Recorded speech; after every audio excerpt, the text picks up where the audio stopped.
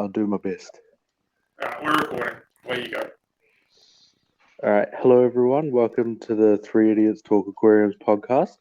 Hope you're all doing well. Today's topic of this podcast is going to be about quality of fish, and so what I thought we'd do is have kind of a few different sections. So I thought we'd kind of talk about what we think, each of us think the definition of a quality fish is, because I'm sure we'll have,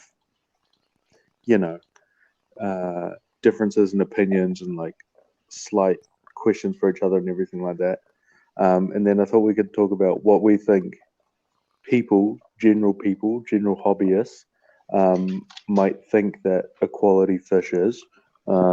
So kind of talk about that side of things.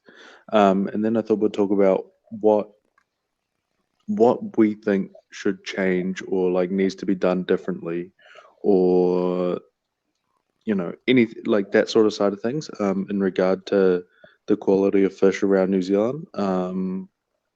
So yeah, that's pretty much the general outline I came up with. So yeah, I don't know who wants to start with their little spiel about what's a good fish. But yeah. You go first, Ryan. Oh yeah, I'll go first. What I found is it depends on, I guess, people's experiences. Some people will see a really big fish, a big colourful fish, and go, "It's awesome," and I'll see it and go, "The shape's wrong," or "This is wrong." From I guess from an African cichlid point of view, I tend to compare back to nature. I guess it's hard with a lot of these hybrids. You just got to kind of, guess if it's like a line bred hybrid, like a dragon's blood or an OB, and go, well, that's got to be a peacock shape because it's supposed to be a peacock type thing. But that's one of the biggest ones that I find. The hardest one I struggle with is bent fish or mangled fish with all twisted up faces and fins and stuff, and people are still selling them and saying they're good fish, and you're like, how can you not see that, but that's just what I notice. Yeah. We've had some comms issues. Wow, what happened there? Oh, We've lost there we Cam. go. Oh, yeah. He's back, I think. Everyone cool? Oh, yeah, still here. Yeah, What do cool. you So, reckon, yeah, Cam? shape is definitely the first one I look for. Does it look like the shape that it's meant to look like? If it doesn't, then it's obviously not what it's meant to be. And then, like I said, things like bent spines, which is Is Cam's audio real bad for you, Cam Auckland? Yeah, it's real. Your audio is crackly, like there's a reception issue. Oh, he's gone. So I guess I'll talk now, and then Cam can jump back in when he gets back. But yeah, so there's I think for me there's kind of a few things, and I think it does sort of depend on actually the fish that you're talking about. So I would say for particularly for Africans, obviously it's going back to nature, like you said, and about how the fish is supposed to look. So, you get for example, the random yellows and stuff that you see around, like electric yellows, and they're all kind of gray/brown, not actually yellow. And you get the weird face shapes and crooked spines and the twisted up fins and stuff like that. Obviously that's no good. But then there's also the kind of a bit more almost subtle stuff, which is probably a good example for that would kind of be I don't know, what's a good the live bearers, your platies or guppies or even stuff like neons, and that is more the genetic health of them, I think. Because I think a problem that people find a lot with those kind of fish is that they're very sort of fragile. it doesn't take much for for them to pass away, which I think harkens back to that kind of overall quality of the fish issue. And then there is that genetic, I mean, the like shape and like color side of things. But I'd say those would be the two major ones, is like the deformities and then like the genetic health. It's kind of different to like your I don't know what you'd call it, but like disease type of health. Like, if fish has ick or whatever, obviously that's not good, but it's fixable. Whereas something like, the kind of fragility of something is more of like an overall type of problem rather than like a specific this issue of this particular illness that is curable. So yeah, that's kind of the couple major things that I was thinking of raising. So yeah. Cool. Can you hear me now? Normal? Yeah, we can Yep. hear you. Yep, you're good. Yeah, back to normal. Sweet. Yeah, so I look for shape as well. It's meant to be the right shape. And then things like crooked spines and that sort of stuff, which is really prominent in the live bearer world. Following that, gill plates being where they need to be in the correct position, mouths looking the way they're meant to sort of look as well. Sometimes you just get a general feel of looking at fish, that they just don't seem the way they're meant to see or they're meant to be as well. And I agree with you with the genetics, which can be a little bit difficult to sort of work through, but like neons are a pretty prime example. They will often come in with sort of really tatty dorsal fins and stuff like that, and it's not disease, it's just average fish, if that makes sense. Yeah, for sure. Yeah. So they're Yeah, the yeah, main that ones. makes sense. And I guess the hard part with like beginners is a lot of the time you can't tell, like if it's I guess I call them a crap fish. Yeah. Like you can't tell if it's a weak crap fish in the shop sometimes, especially if you're looking at like a group of like tetras or something, and they don't really know what they're looking at, and they're hard to see because they're all swimming around, and there's a group of like 50 of them in a tank, and you can't choose an individual fish and say I want that one because it looks healthy, and then Yeah. you bring them home, chuck them in your tank, and they all just drop dead because they were basically Average crap fish. They're crap fish, and I think people really underestimate the amount of stress these fish go through. Hugely underestimated. For sure. They just bung them in a tank, and there's also a lot of research that says that a lot of different tanks have a lot of different pathogens and a lot of different bugs in them, and the fish need to have a really strong immune system to fight that off. And then when you bung them in, another fish starts chasing them around. They're a bit run down. They're pretty weak fish genetically anyway. That's when you can start having everything drop dead, and everyone posting and saying, well, water parameters are fine, but why are my fish all dying?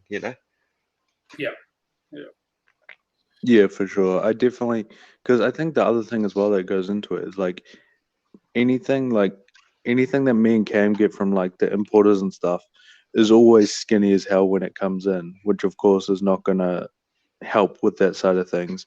And then you chuck a few other stress factors on top of that, and then it's not giving the fish the best chance. Like that's why, because like I always suggest like fattening up a fish separately and like letting it calm down separately once you get it home, just because like even particularly with shipping, but not necessarily, like even if you buy a fish and take it home or you get a fish shipped to you, no matter how healthy that fish is to begin with, that's a hugely stressful process. And then it doesn't take much for kind of something to go wrong from there. Because like it's the same as humans. Like if a human is massively stressed, then they're gonna have health problems, which you want to minimize, obviously, on a fish. So yeah, I think that's an important part of things to remember, and that's why I think good food and like clean water and everything comes in to kind of help make that process a lot easier on the actual fish themselves. A lot to be said about stress, and there's also a lot to be said about why people should quarantine Hey, fish Cam. away. Cam, your audio's gone again, mate. Sorry. Just gone really crackly. I think it's a, I don't know, microphone issue. Yeah, it is. Um,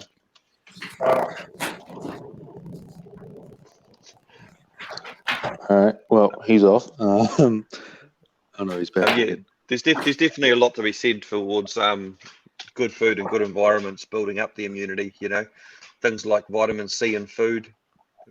You know, to really crank it. Fresh foods, things like that, Yeah, for sure. do And I help with think those immunity. kind of natural like patterns as well. Like for example, if you've got a fish that's like grazing, like a grazer of algae or whatever, having stuff available for them to pick at and that, I think really makes a difference as well. And you know, there's all sorts of different feeding patterns in that, like, you know, sifting of sand or like grazing on rocks or like whatever.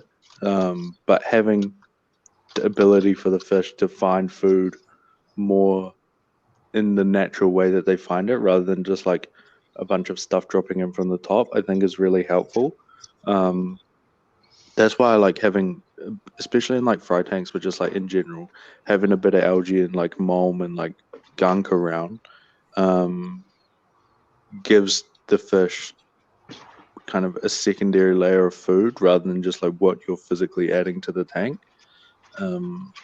And I definitely notice a big difference, like particularly in the shop tanks. Like I let the sponges, because they're on sponge filters, I let them get pretty gross, and I've definitely noticed a difference. Like just the fish always picking at it and like picking out a little bit of something in there that's kind of that extra little bit of nutrients. And I think it obviously gives people more chances of success if they get a more fat and like generally calmer fish.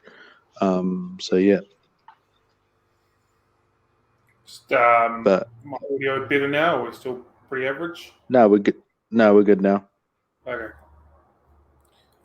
Yeah, I think there's a huge thing to be said about a quarantine tank coming in, not just for making sure those diseases come through, but also to make sure the fish you've got has the opportunity to be not stressed and eat well and that kind of stuff. Because, like you said, as we both know, fish coming in from wholesale often skinny and weedly looking and gross, and they need that time and attention put into them to perk them back up, to push them out from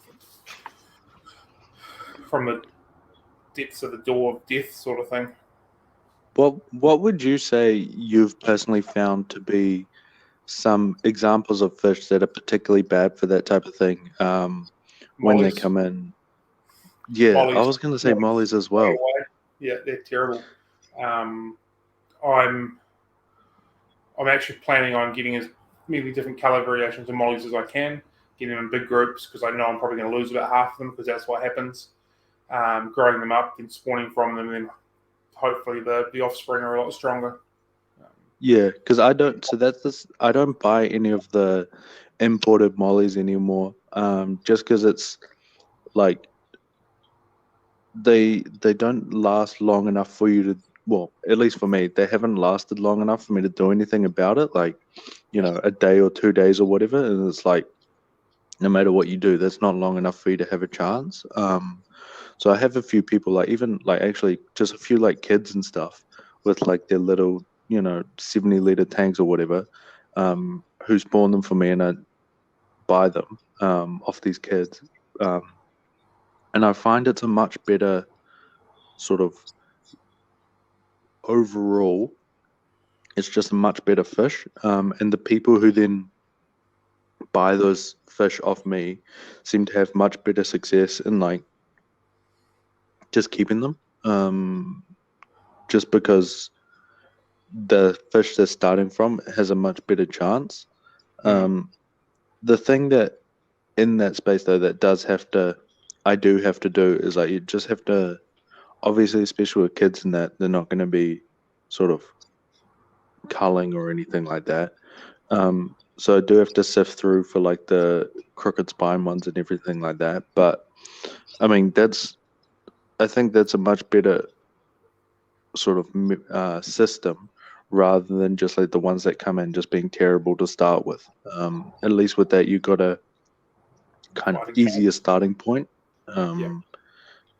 to do that quality control, because like you know that the ones you leave are gonna be fine, and they're gonna be happy and everything like that. Whereas when I do that with the imported ones, subconsciously, I'm sure I'm wanting to leave more because I know that half of them will drop off anyway. But yeah, I mean, I think that's a much better. Like there's a lot to be said quality wise for looking at local breeders rather than the importers. I find for most things. Um, so yeah. There's definitely a difference between a breeder and a breeder, though. Like Oh yeah, for sure. people that breed and they bring in 30 guppies, for example, and half of them are just not worth still living, if that makes sense. I think there's a lot more on that topic to be discussed. But yeah, we've all talked about that. What makes someone a breeder versus someone who's a breeder? You know. Yeah. A lot of people exactly. have a lot of tanks and have a lot of fish, but have no idea, or also conversely, some of them don't care about what they're actually producing. It's all about money or volume for them, or some sort of status, or some sort of, I don't know. Don't know what it is. Yeah, But, I feel there's more quantity over quality breeders hanging around, that's for sure. I think that's something that I have personally run into. Is I've had some people either trading in or like sending pictures to like ask about particular fish where, you know, okay. So I have an example of someone traded, oh, it's probably about a year ago now. Someone traded in a livingstone eye, but its mouth was like on a 45-degree angle, like diagonal across its face, instead of like being, flat, like straight, I guess. And I think I said something to them, and they're like, "Oh, nah, it's a good fish because it came from X place, and they have a good reputation and everything like that." And I was like, I don't remember what I said, but it's kind of an interesting point of like, yeah, their reputation might be good, and like there might be a well kind of respected breeder or retailer or something like that, but that doesn't mean it's a good fish, because I think the problem is I think people don't, as we were saying before, a lot of people don't know, and so they have to trust, and then the trust can be either misplaced or, I mean, people make mistakes. Like if I'm sure, I'm sure Ryan has missed the odd fish that's got a crooked mouth or something when you're dealing with that much volume, as I'm sure I've missed a crooked spine or you've missed a short gill plate or something, Cam. It's just like you have to be more, like there's a lot more that goes into it. And then obviously, as Ryan was saying, there's some breeders and stuff and retailers and stuff who don't care. But I mean, on either side of it, it's something we have to be a bit more critical about. And I think as for us as sort of industry people, it's about the education side. Because like when a kid or something walks in, they have no idea that there is like the quality of a fish isn't even a thought that would enter their mind or whatever. So it's kind of something where we have to educate, and sort of that's what I was hoping to do with this podcast, is give people some kind of pointers or tips about how to kind of judge the quality of the fish that they're either keeping or like seeing around the place from breeders or from shops or all this kind of thing. And then give people that kind of springboard to learn or ask questions or, just know in general. So yeah. Yeah, I was in a retailer a couple of weeks ago, and they just got a new order of fish in. And I was looking through their tanks. I was looking for a specific fish, and there's at least half a dozen of their fish in there that had come from import that were all wonky donkeys and just looking terrible. That I'm sitting there going, why are you allowing this into your display sales tank? And A, they may not have known, or B, it might not have been a concern to them. It's $20-$25 worth of fish or whatever, and anything is grand scheme. It's not a lot of money, but they get sold, they get put into a hobbyist tank, and all of a sudden they get spawned in that gene pool. Just gets watered down. So, yeah. I have a question for you, Cam. If you were to take a stab at it, how, like percentage-wise, how much stuff that you get from, say, the importers would you say that you have to cull? I don't think it'll be a high percent, but I think it is a percent that is too high, if that makes sense. Yeah, for sure. Like 5 to 10% kind of thing. So it's not massive numbers, but still more than it should be coming through. But you guys are very selective on what you order and who you order it from, though, right? So it's not a representation of you just pick up any list and you order any fish and you get a lot of good ones. There's a lot of, I mean, I've seen you guys talking about it, saying don't order these from here, they're stuffed. And then you don't order them because one of them has ordered half a dozen and got all munted ones, and it's killed them all. So it's you do probably get a low percentage, but it's not a representation of what's actually out there because you're quite selective, and there's probably fish you won't buy because you know that you're going to have trouble with them. There's even, I know for me in particular, there's like entire wholesalers who going back to that thing, have a pretty decent reputation, or like that I know a lot of other people use that I don't use at all, just because I know, for me, I know, like there's one particular one that you'll know who I'm talking about, but I'm not going to say their name, but like it was like 25% almost of most orders that would be not even like close to usable fish, or like sellable fish. So yeah, I definitely agree with that. I guess the reason I was wanting to, I guess, raise that question is just because like even it kind of goes back to that thing of like saying it doesn't, it's like the reputation and stuff is great, but even like the importers with the best reputation, or like the best that like record as far as stuff that I've bought from them goes, I was going to say I still probably have like 10% worth of those things that is too deformed to even like, just like for the fish, it's like you feel bad for the fish, like they can't hardly swim in that, and so it's one of those ones where you have to kind of be a bit more careful about. So yeah. Yeah, I'd agree. And like I know for a fact there's a supplier that I won't buy corridors off because they just go upside down within about 3 days. Auto Cichlids are another one. Buy them from one supplier, they're incredibly good health. Buy them from another supplier, they're weedly and thin and skinny and sickly, and a lot die off because they've not eaten. So it's definitely a massive battle between every supplier to find out which ones are the right ones and stuff like that. Yeah, for sure. What do you think if we take something like a simple kind of beginner fish, like a guppy or something? What do you think that your average everyday customer of yours is after in terms of quality of a fish? Like what do you think are the key kind of characteristics they look for, or do they look for anything? What would you say for that?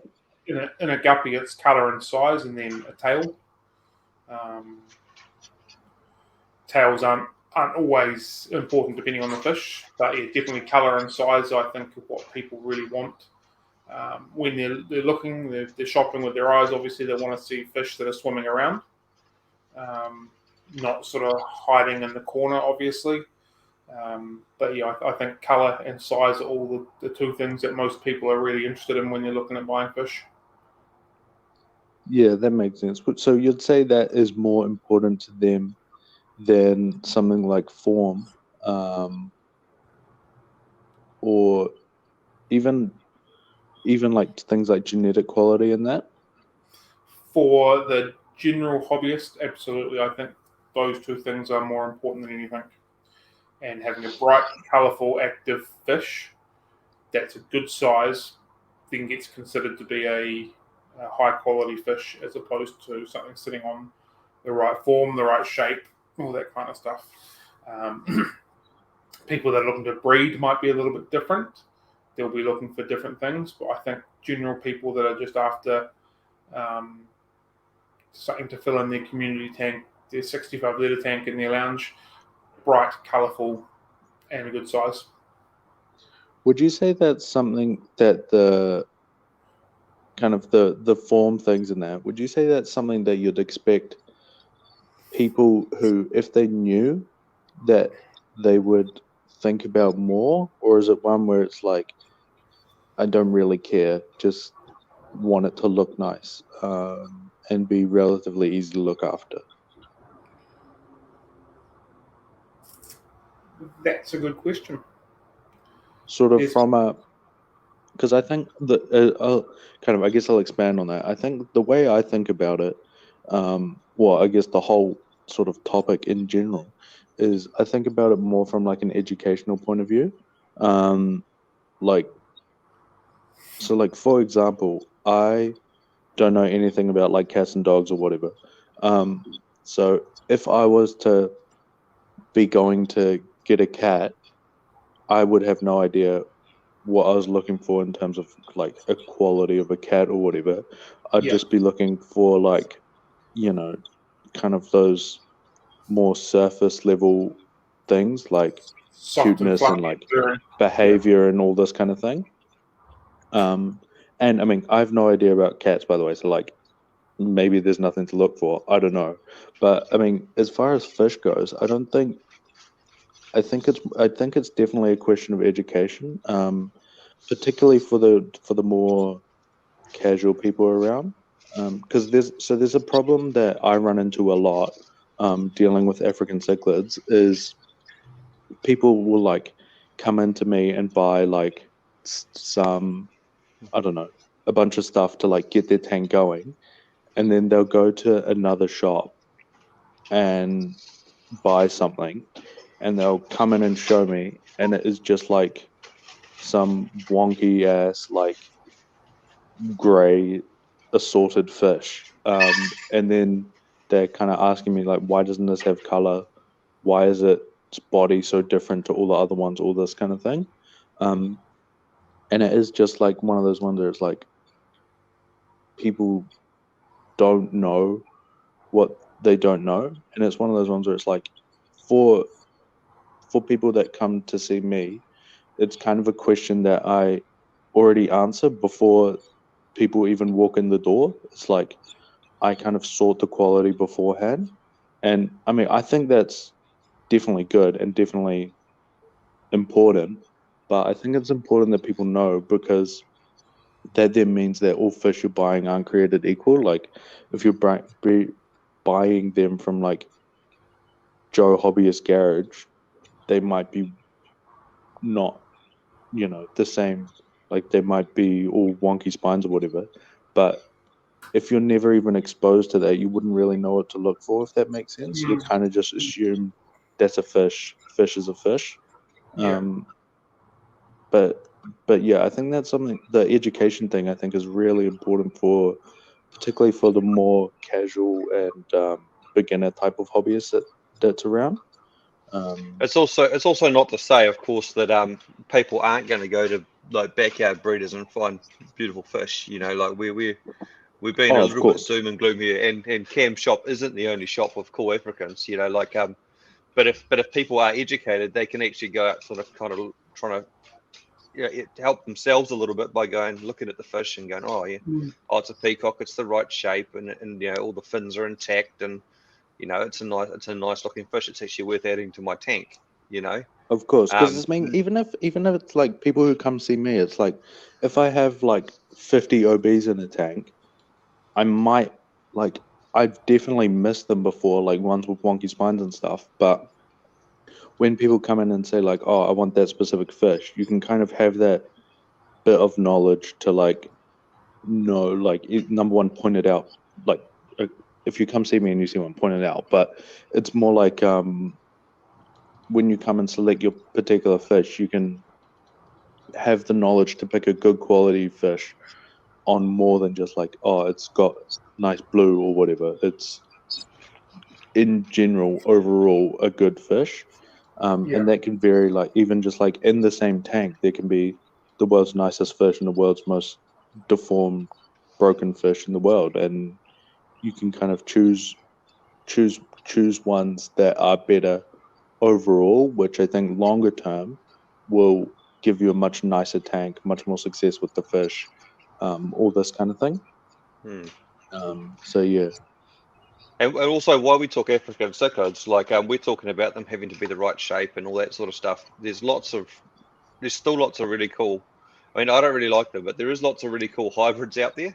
Um, like I sometimes end up with them in my tank, and if they survive, I give them to Cam, and he gives them off to someone to start with. They're not a they're not a good quality fish in terms of quality, but there's no reason someone can't keep them and enjoy them. They're just yeah, probably for sure. not worth breeding from. You know what I mean? Yeah, In for my sure. opinion, you know. But some people Yeah, have tanks of all sorts of random hybrids and they love them, and that's cool. What we want is people to really enjoy their fish and you know just have fun. even you see oftentimes you just see like a one like a someone who's got like a real wonky fish that's like a I don't know. What kind of think of an example? Like for example, a Severum with like a real crooked mouth. I think I saw the other day, and it's like no one's got any intention of breeding them, but they're keeping them as like a pet, and like they look after them, and it's just like the one in the tank or whatever. That of course is Mm, like mm, that's fine. That's like if you're enjoying it, that's all that matters. But obviously, we don't want to be breeding that from even from like an animal welfare point of view. Is like that fish is obviously going to struggle to eat and everything. So like that's not good. But I don't think those two things are sort of mutually exclusive. Where it's like you can kind of if they're able to live fine and like people know, oh, this fish kind of sucks, but I'll just keep it for like a pet, live out its days. That's of course fine. Um, it's more kind of a different thing. So yeah, And to me, it's also an ethical thing. Like yeah, for sure. if you go into a shop and you're buying you know a super duper red green peacock, and then you take it home and it's some sort of random mambuna, and you've paid like $80 for it, you're like, oh, I got ripped off. But if you go into a shop and they say, hey, I don't know what it is, but it's cool and it's cheap, you can start off with it and see if you like it. It's a different thing, you know what I mean? Because they're actually being informed, you know. Yeah, Um, exactly. and I see a lot of misnamed African cichlids, especially in stores, But it is just the industry, Yeah, unfortunately. yeah, of course. I definitely agree with that. It's one of those ones where it's like if if the customer is either walking in with that knowledge or the person they're buying it off tells them, then and you still want to buy it and you just think it looks cool and it'll be a good pet, then that's of course, you do you, whatever. But I definitely agree. It's one of those ones where it's like, particularly with like a bad one I've seen recently is like the Red Empress. Like people keep calling these random peacocks Red Empress, which is not what it is.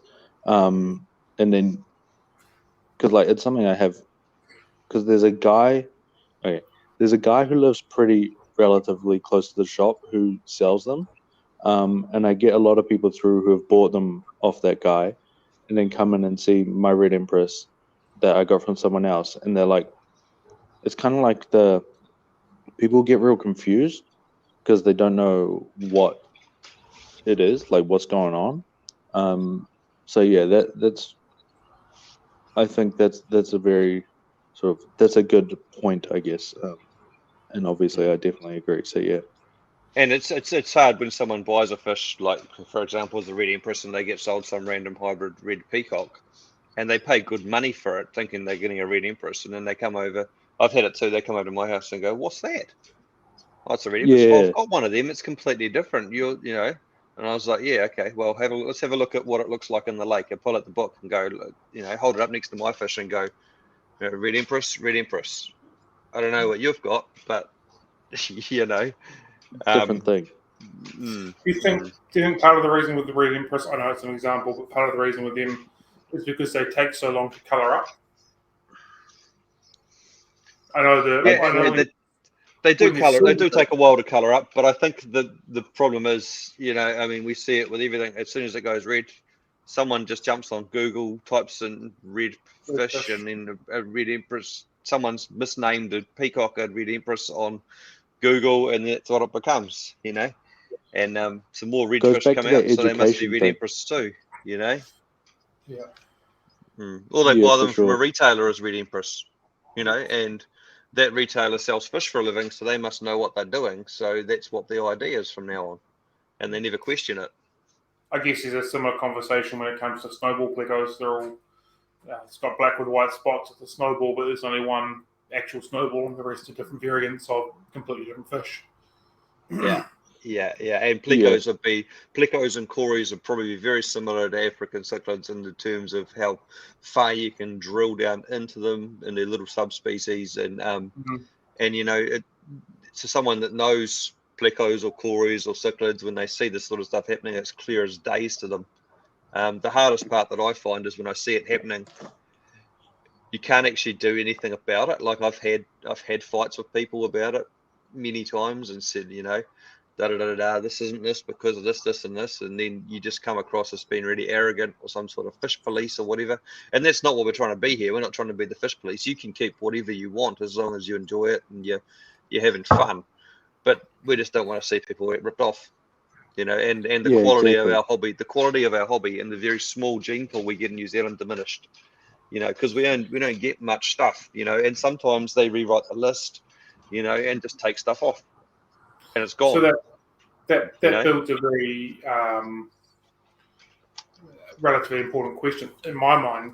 Like I know you're talking about hybrid fish before, and they're okay as pets, and fishkeeper A buys one knowing it's a hybrid, buying it as a pet, gets out of fish keeping 2 years later, sells it to fishkeeper number B, or letter B.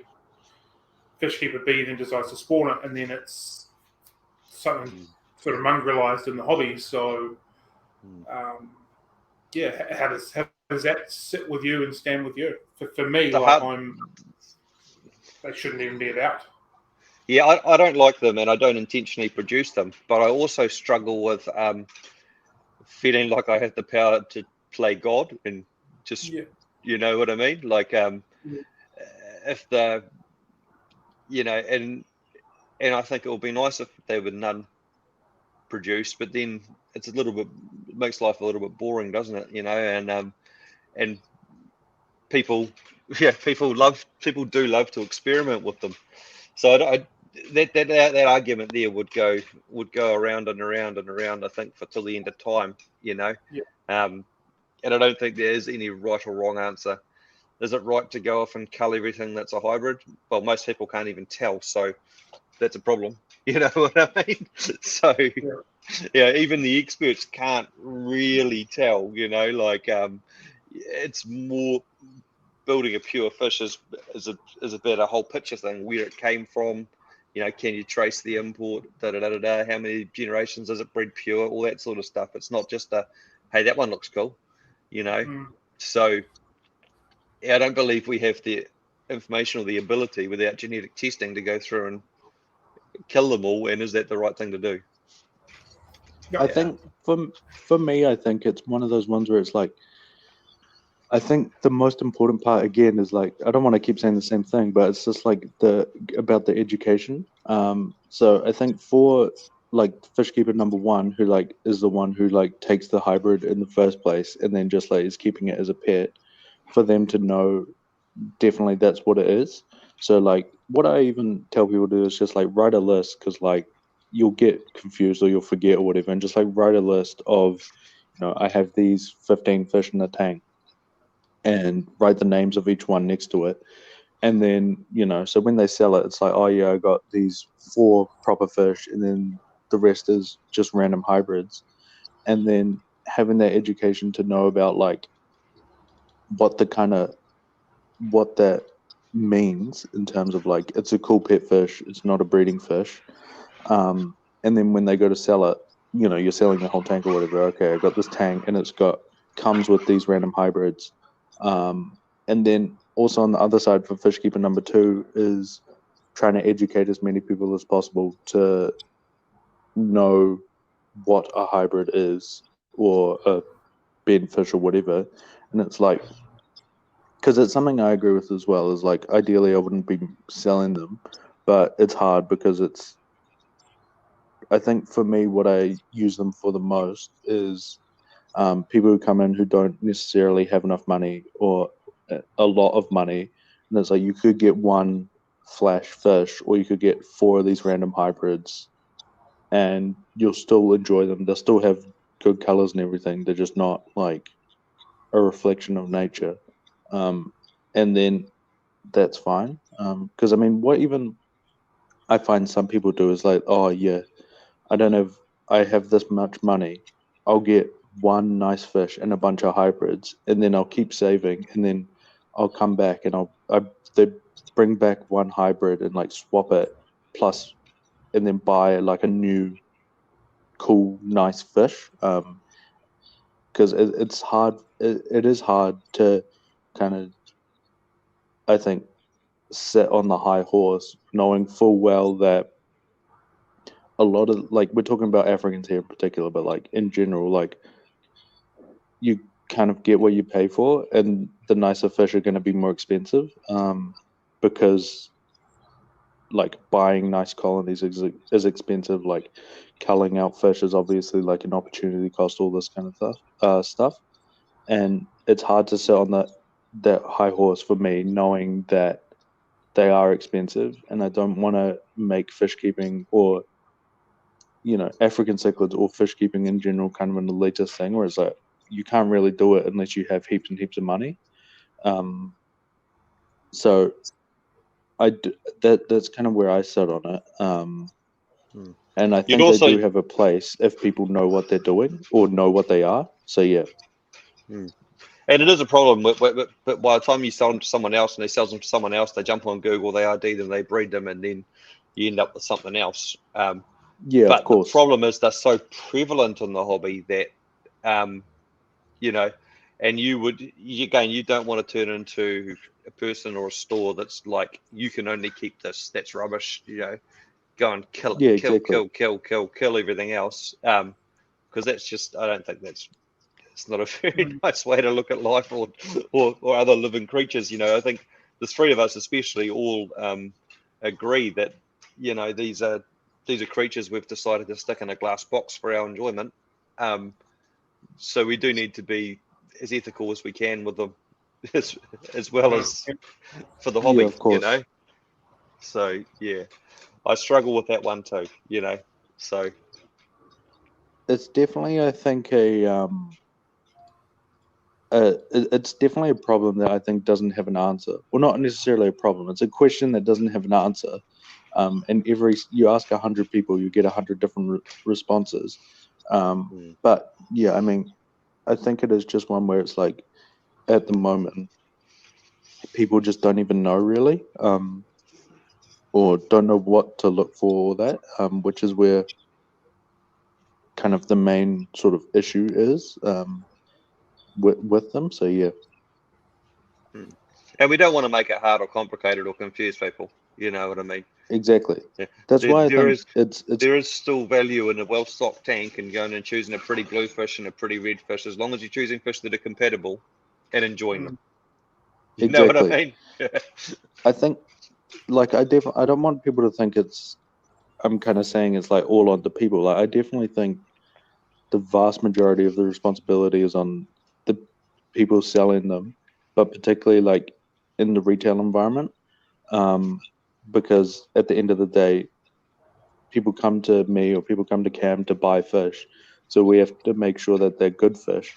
But also, there is value in people knowing kind of independently, because there's not a lot of people who only buy fish from one person who, like I said before, it's not all reputation. Like you have to kind of think critically about it sometimes because like maybe I missed something, or maybe I don't know, someone's a bad actor or whatever. So I think it plays on both sides, but yeah, that definitely makes sense. Also, I guess we can only do what we can do with what we've got. You know what I mean? Like I go to great Yeah, for lengths to sure. make sure all my fish are pure, but there probably is fish out there that are only 90% pure. You don't really know. You know, if I can see 100%. it's conforming to the breed standard and it's the right color, it's the right shape, and everything else looks okay, and it came from a good source or an importer or whatever, and they breed pure, that is about the best you can do. Yes, I'll make mistakes. Yes, there'll be some stuff that are wrong, but generally, overall, you know. And if someone comes back to me with a really random fish that I've sold and says, "Oh, this isn't a blah blah blah," I'll say, "No, it's not. What are we going to do about it?" You know, let's have a look. Yeah, for sure. You know, it's So just going back to your comment, Cam, about it being mainly on the retailer when selling the fish, which I agree with. I kind of think it's like an 80-20 split. Retailers need to take the onus on supplying a quality fish and compatible fish with everything and giving the best sound advice they can, and then sort of 20% on the hobbyists to do a bit of their own sort of research, for example. Where do you think that the wholesalers sending dodgy junk out fall into that? I think you know what I mean, what I think, but I think it's how do we say this politely? Not good at all. we need so to be like, better. It's so like, for example, obviously I don't want to speak for anyone else, but for me, I would happily pay a lot more money for fish that are better. So like, for example, with Ryan, everyone knows I buy fish off Ryan. There's plenty of fish that I pay Ryan more than I could pay retail for the same fish from other shops, because it's like just the quality is better. Like it's, well, I mean, its quality's not even like, it's night and day basically. But I if supplying better fish means we have to pay more, I'm definitely okay with that. I don't want to speak for anyone else, particularly other retailers who aren't a member of this podcast, but I think it's not good enough at all. Like I think people would be. Oh, actually, I was gonna say I think people would be shocked with the quality of some of the junk that we get through, but unfortunately, I don't think they would be that shocked now that I think about it, which is a problem in of itself. But yeah, I think it's like pretty. It's pretty embarrassing, some of the stuff, to be honest. Like it's not like if we were selling shoes and the equivalent quality of shoes came in, and I was sitting in my shoe shop trying to sell these things, it would be like comical and like embarrassing, and people Well, would look at the shoe industry like what a bunch of morons those people are. and you'd have consumer guarantees things Exactly. against you for selling things that weren't right. Yeah, exactly. If people bought them And and I mean, they fell apart, or they were crap, or they were essentially counterfeit or whatever else. yeah, man. I mean, it's like the equivalent is like just selling single shoes. Like, okay, I only sell left foot shoes. So like, I don't know, do whatever you want, but tough luck. Well, no, you tell Buyer people beware or whatever. you tell people that they're buying a pair and then you sell them two lefts. It's basically what it Yeah, is. exactly.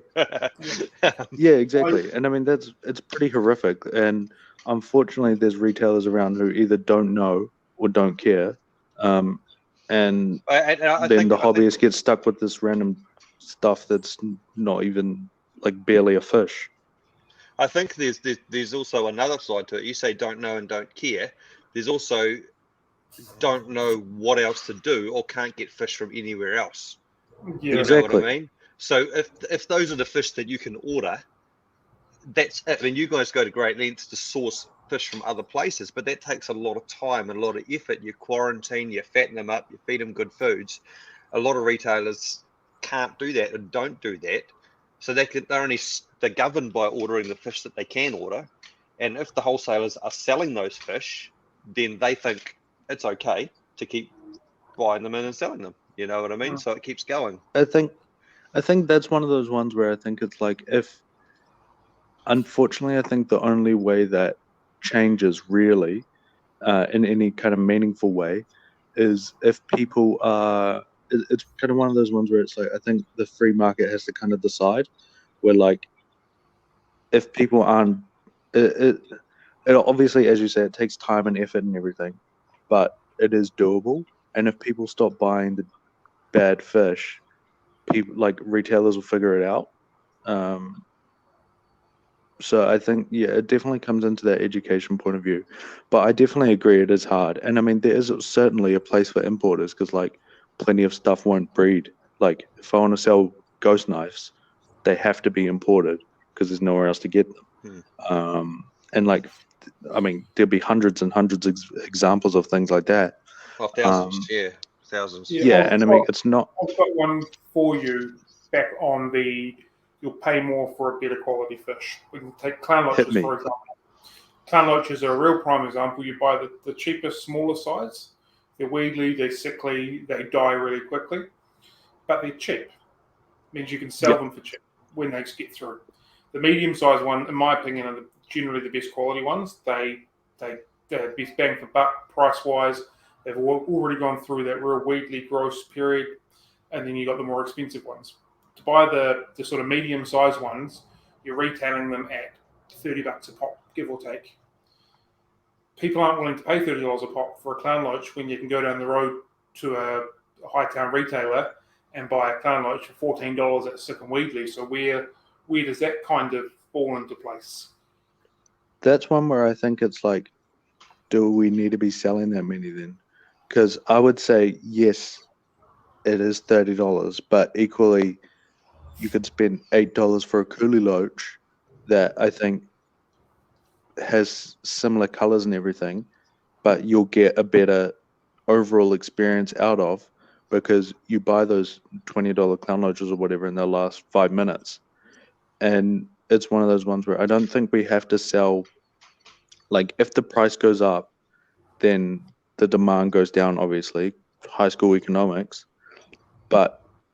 And I think, like, obviously I don't want to speak for you, but for me, that's not necessarily a bad thing for something like a clown loach, if it means there's less around, but the ones that are around are night and day different, much better quality and everything like that. And there is, with all those things, there is, no matter what happens, there's always going to be an alternative. Maybe the alternative is, like I said, the coolie loach. Maybe it's a albino Cory because you just want something that looks cool, but is $10, not $30. It's like the volume is not necessarily the kind of only important thing in that space. So yeah. I guess my my argument that, where I was going with it is, old mate Jimmy sees a clown loach at a chain store for $18, sees a clown loach in a fish shop for $30. Two totally different fish. One's double the size, healthy and not weedly. They're going back and paying $18 because it's cheaper. Yeah, but that's the whole purpose of this podcast, isn't it? To talk about quality. Hopefully someone can look at that clown loach and go, it's $18, but it's stuffed. Like, it's just going to die. It might bring some disease into my tank. I'm better off paying the $30 one. Or maybe they don't, like Cam says, they don't buy a clown loach at all, which probably wouldn't be a problem, because we know that clown loaches should be in groups of 6 and they should be in big tanks and all this sort of stuff. So we don't really want too many $18 clown loaches out there getting sold, because they're just going to end up in 2-foot tanks by themselves and have a crap life. So that's something. Then the question is the onus then on the importers for not bringing in these? They're bringing in these small weedly clown loaches, and to step their game I think it's one of those ones where it's like it's not any. It's one of those ones where it's like, it's not any particular entity's sole problem. It's one where it's a hobby and an industry-wide problem. So that goes from everyone from like the farms that originally breed them overseas to, Jimmy the fish keeper with one little tank. And I think because I think basically then the quality control at every single level needs to be better. Because I mean, even if we had, you know, the ideal situation we're talking about where everyone only sells 100% perfect fish, still people are going to miss stuff at the very least. Like we said, if there's 100 fish in a tank, one deformed one, someone's going to miss it at every level, and then it's going to get sold, and then it's going to get bred by accident, and then, you know, obviously that's a kind of a neo-negativity answer, but it's like, if people are trying at every level, I think we'd all agree, if everyone's doing their best at every level and the odd crooked fish slips through, it's kind of unavoidable. But if everyone's doing their best, that's okay. But I think at the moment it's like, especially when I've raised quality issues with the importers, people don't really care. It's kind of just like, if just feed this junk to the hobbyists and they'll be fine. Which I would disagree with. So yeah. And I think the problem is that they sell, right? Yeah, exactly. If they weren't selling, they'll bring something else in.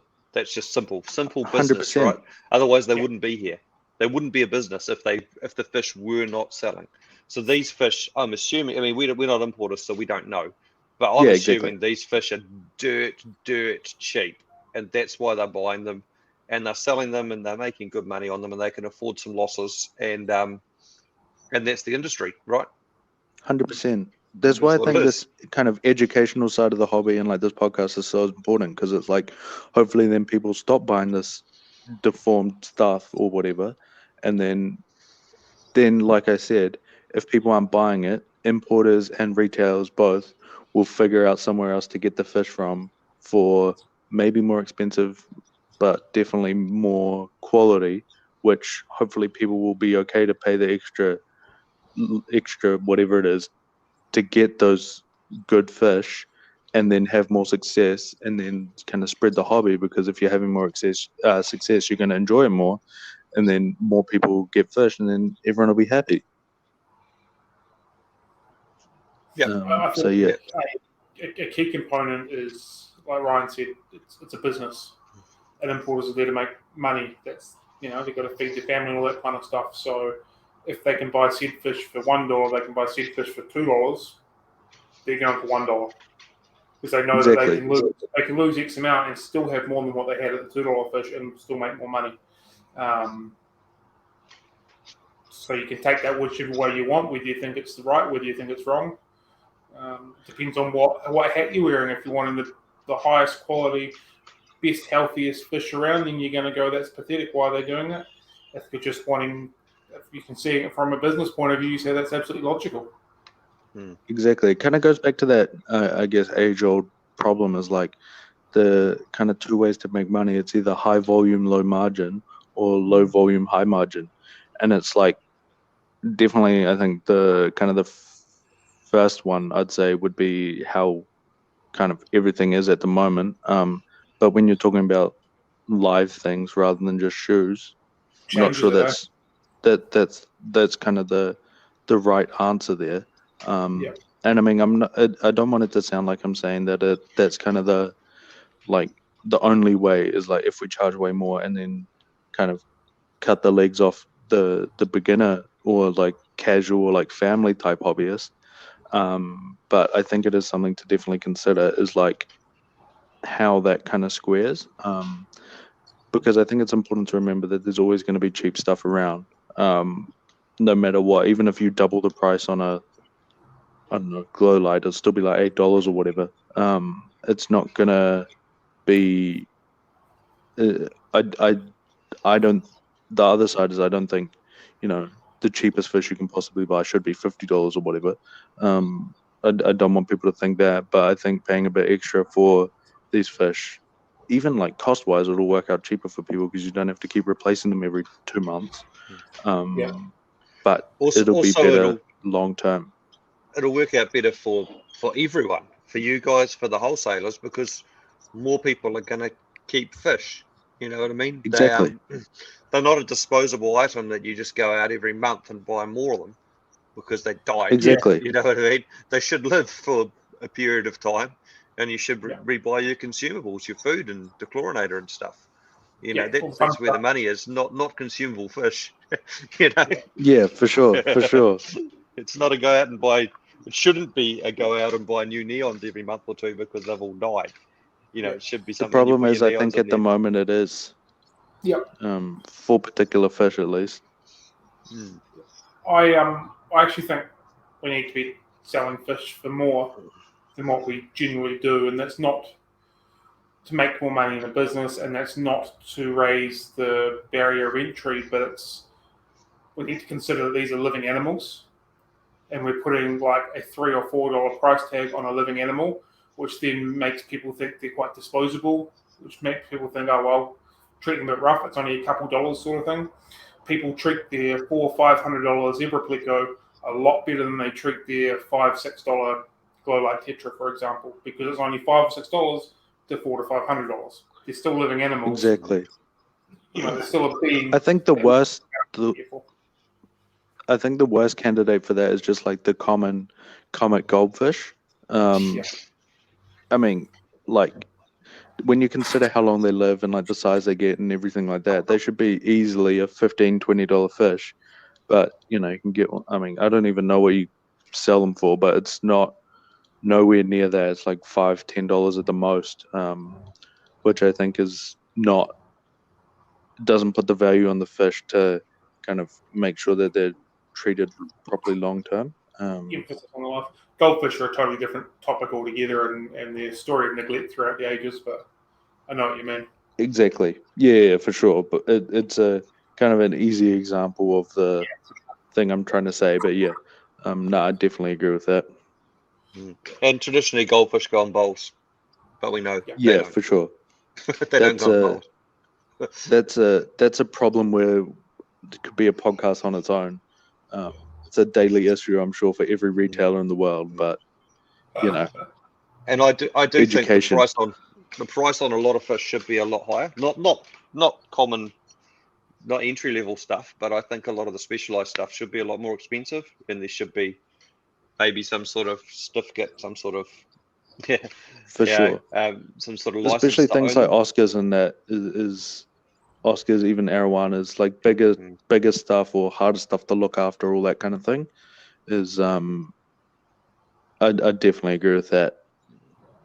Yeah, it's not something that should be sold cheap Yeah, for sure. or to anyone, because it's just you see so many of them get neglected. So how do Yeah. we change this quality thing? Who has to lead this? Is it because we know the importers aren't going to lead it because they're not going to do it. Basically, Well, from well conversations we've had. they're going to do what makes them money, you know. So if people are still buying these fish and they're making money, then they don't really have any reason to care. Yeah. So how many retailers have to email them and ring them and say these are junk, or how many fish keepers have to go back to their local fish shop and say these fish are rubbish before the pet shop down the road changes what they do? Like, what's the move here? How does this happen? I think for this, it's kind of there's the answer of like how does it ideally happen, and then practically how does it happen? Because ideally, it's a industry-led thing, obviously, for the betterment of the hobby. But I suppose in my short time of industry involvement, that's not going to happen. A lot of kind of stick in the mud type behavior. So I think this is kind of again a different topic, but I think there's a bit of a movement of kind of the new age fish store, and I think those sort of retailers, which I'd put you and me both into Cam, as well as some others that are around. I think it kind of has to be led by that sort of retailer and the kind of end hobbyists themselves. Just because I know, practically speaking, even though it isn't ideally what would happen, practically speaking, that's the only way anything's going to happen. Because of that kind of stick in the mud, old school, big industry kind of actors. It's So a yeah, fish to deal with it. Yeah, exactly. Because I've had like you kind of joke, but like I've had importers say very, very similar stuff to me, um, to that, which is obviously not good. So I think yeah, it's one of those ones where it's like education and the retailers themselves putting pressure, even just by like speaking with dollars and not buying that junk, and then educating people, telling them to not buy it in general and find some better stuff. So yeah, that's kind of my opinion at least. Mm, And I think the key thing is you can only do what you can do. Like you guys are doing the Yeah, for best you sure. can with your stores and education and stuff like that. I've had friends get into fish, and I've just said, oh, I wouldn't buy this or this. Like the reason Yeah, I keep African cichlids is because they're usually quite healthy and robust and strong. And I know them. You know, but it is a hard one when you're telling people if someone's getting into fish and you just cringe and think they're going to go and buy some fish, they're all going to die, they're going to think this is too hard. So The yeah. just got education to one do is as much as we can, to reach as many Mm, of those people as possible. the education one for me is a real hard one because there's no universal standard of what's accepted, and yeah, yeah, yeah. because we're based in a hobby, like there's no building code and compliance because old mate down the road can breed their own fish, for example. So hmm there's no like this is what it is, and then because we're all basing our opinions and our knowledge on experience for the best part, what works for you won't work for me. But it could be something as simple as I couldn't keep these fish because my pH was fluctuating because my GH wasn't stable or was too low I think or it's what one of have the you. But old mate down the road didn't have that issue. I think it's Mm, one of those ones where it's mm, like, even just kind of to keep it simple and like to start with is like people thinking about it, is the start, because I know a lot of people at the moment don't, or like don't even consider it in that. So I mean, in terms of the education thing, that'd be a good starting point for sure. yeah. Do you? Awareness is the first step. Awareness is the first step. If someone walks into a store and actually stops to think and go, you'd have a look and step back a little bit and go, oh, this doesn't look good. You know, So, do you think that someone walks into a store that's relatively new in the hobby or very casual hobbyist, they see all the fish in that shop swimming around happily, they're content with quality, or they walk into the shop and there's a whole lot of dead fish floating around, it smells like death, and it's really uncleanly and unsightly. Clearly, they're not a quality fish because they're dead fish, but it's the next level from the fish that are happily mm, swimming around. It's yeah, the next part of that, if that makes sense. I think it's just like the people asking questions and then the retailer answering them and kind of explaining stuff, which obviously can't be done every time. Kind of goes back to that kind of all-encompassing education point of view. Is Mm. like just trying to give people as much knowledge as you can. hmm. Is all you can do, really.